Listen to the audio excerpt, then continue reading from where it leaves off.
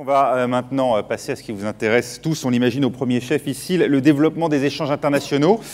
La mondialisation, dont la marche en avant semble, depuis la crise de 2008, quelque peu ralentie par les difficultés d'accès au financement et des pratiques parfois peu coopératives des États. Nous ne sommes pas tirés d'affaire, c'est ce que a déclaré en avril dernier le directeur général de l'OMC, Pascal Lamy. C'est ainsi que nous avons intitulé cette deuxième table ronde, la mondialisation sous tension, avec à mes côtés, donc, dans le cadre de cette table ronde, Peter Luqueta, qui est donc avec nous, assis à côté de moi, président Global Head of Export Credit and Global Specialized Finance at HSBC. Merci d'être avec nous. Également à mes côtés, Frédéric Sanchez, président du directoire de FIL. Je rappelle que vous êtes également président de la commission Commerce International, Monnaie et Système Monétaire au MEDEF, en charge des G8 et G20 Business ou B20, ce qui nous intéresse particulièrement, on l'aura compris dans ce débat. Également à mes côtés, Marc Auboin, conseiller économique chargé des questions commerce et finance et cohérence des politiques économiques à l'OMC, et à qui je vais demander de regagner tout de suite le pupitre situé là-bas pour une présentation préalable consacrée au protectionnisme et aux problèmes de financement. Le commerce mondial est-il en danger? Marc Auboin, c'est à vous. Oui, dans l'ambiance de fin du monde qui a caractérisé les premiers panels, je m'en voudrais de bien vous montrer quelques courbes ascendantes. Malheureusement, j'en ai une ou deux. Et dans ces périodes de défis, évidemment, il y a des opportunités. Et je voudrais vous en montrer quelques-unes vues du point de vue international. Donc, commençons par les tendances du commerce international et les tendances relatives entre le commerce international et d'ailleurs l'évolution du produit intérieur brut mondial ces 10 dernières années. Ces 10 dernières années, finalement, qu'est-ce que l'on voit? On voit un cycle complet avec évidemment la montée du cycle jusqu'en 2008, la très forte baisse du commerce international pendant la récession, la reprise, pas en U comme on l'a entendu en début de session aujourd'hui, mais en V bien en 2010. Et puis depuis, nous avons une sorte de reprise qui est morcelée, difficile. Effectivement, nous ne sommes pas complètement sortis d'affaires, mais nous avons quand même une croissance.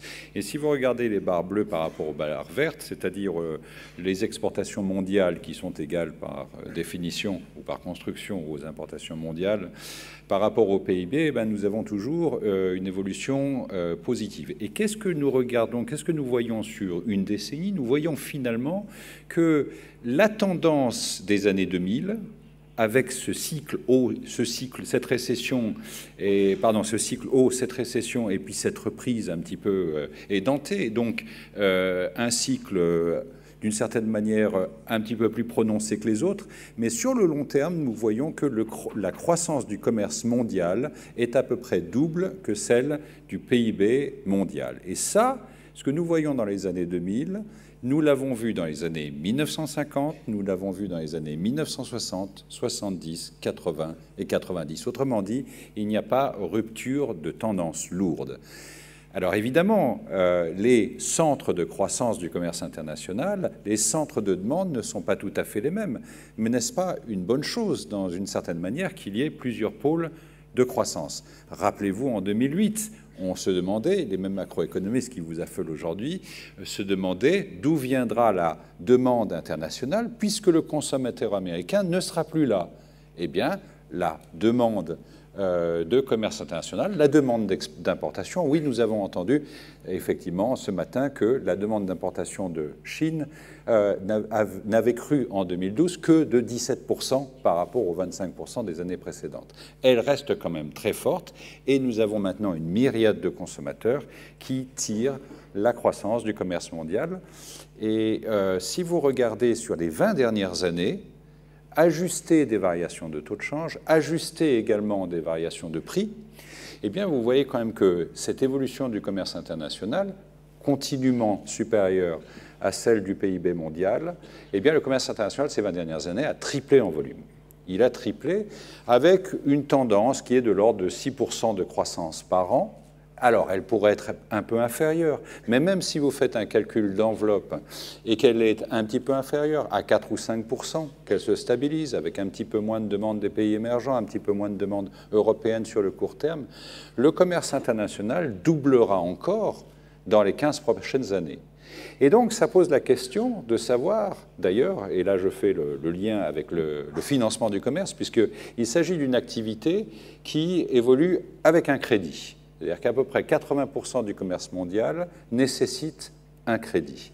Et si on estime que 16 trillions de dollars est le volume du commerce international, ou plutôt la valeur du commerce international en 2011, à la fin 2011, on aura les chiffres 2012 dans quelques jours, quelques semaines, eh bien 80% de ça, c'est le volume du marché du crédit international. La plupart, l'essentiel, c'est du court terme. Okay, et on estime à peu près que 80%, c'est du moins de 360 jours. Au-delà, c'est 20% du commerce mondial, c'est du long terme. Alors effectivement, on a vu pendant les années 2008-2009 que ce financement du commerce international a été un peu plus difficile parce qu'il est directement lié, notamment au court terme, au prix du refinancement à très court terme sur le marché monétaire et que le marché monétaire a été fortement perturbé. Il reste que, en commerce international, parce que le collatéral est d'excellente qualité, c'est la marchandise. Elle se revend très facilement. Elle est au prix du marché et contrairement à un actif financier, cet actif ne baisse pas. Si vous regardez les prix soit des matières premières ou plutôt des produits industriels sur le long terme, continuent à augmenter. Et donc, c'est un actif très fiable qui se revend et en plus, on paye dans le commerce international. Et si vous regardez le registre, ce qu'on appelle le Trade Finance Register de la Chambre de commerce international, eh bien, le taux de défaut sur le commerce international, c'est 0,2%. 0,2%, 40 fois moins que l'immobilier aux États-Unis. Alors évidemment, nous sommes dans une période d'ajustement, et c'est mon avant-dernier graphique ici, c'est-à-dire que les banques, qui sont un acteur majeur du financement du commerce international, et notamment les banques européennes, qui doivent accomplir leur restructuration de bilan, après aussi une phase cyclique pendant les années 2000 où on a beaucoup prêté, et dans des secteurs où on a aussi beaucoup perdu.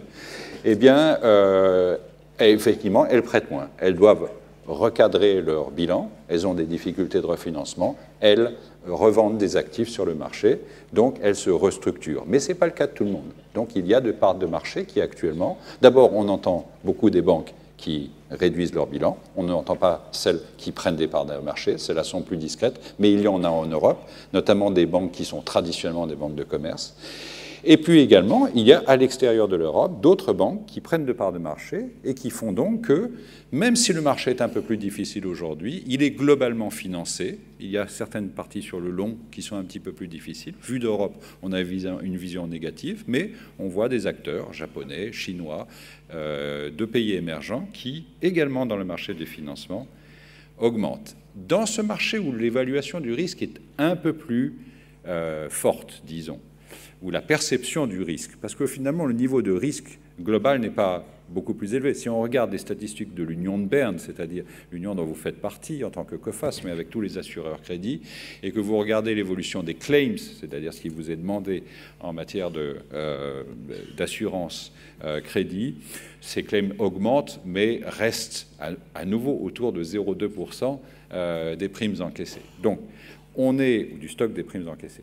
Donc, si on regarde l'évolution d'ailleurs entre l'activité des agences de crédit à export et le commerce en volume, vous avez une très forte corrélation. Et donc, ça veut dire quoi? Ça veut dire que si le commerce international dans l'avenir continue de croître avec ces éléments de globalisation qui n'ont pas beaucoup changé, les chaînes de valeur continuent de s'étendre, et en tout cas de s'étendre entre différents pays en fonction de l'évolution des avantages comparatifs. Il y a également une demande non seulement de production, mais une demande de consommation de la part des pays émergents.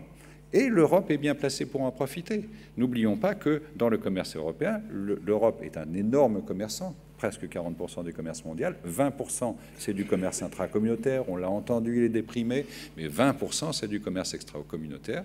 Et nous avons des spécialisations qui ne sont pas si mal exploitées.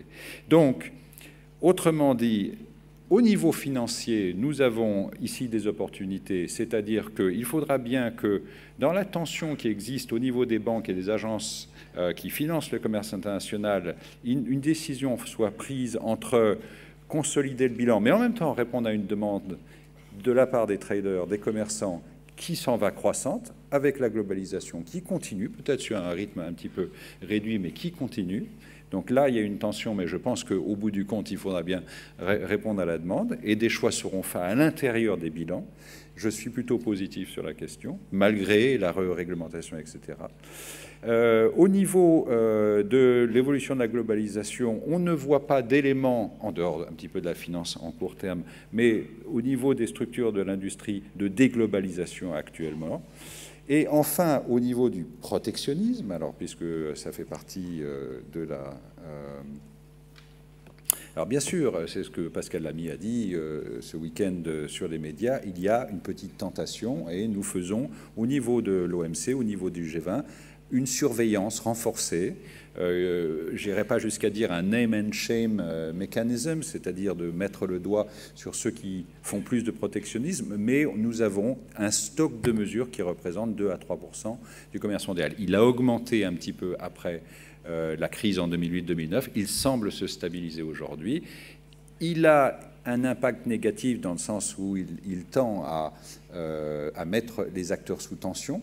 Donc nous essayons de réduire cette tension en faisant ce peer pressure, en mettant ces mesures au vu et au su de tout le monde. Mais au total, ça reste 2 à 3% du commerce mondial. Et si ça se stabilise là, on ne voit pas de résurgence de protectionnisme majeur au sens de systémique. Et donc, je voulais vous livrer ce panorama pour peut-être engager la discussion maintenant, en vous remerciant de m'avoir écouté. Merci.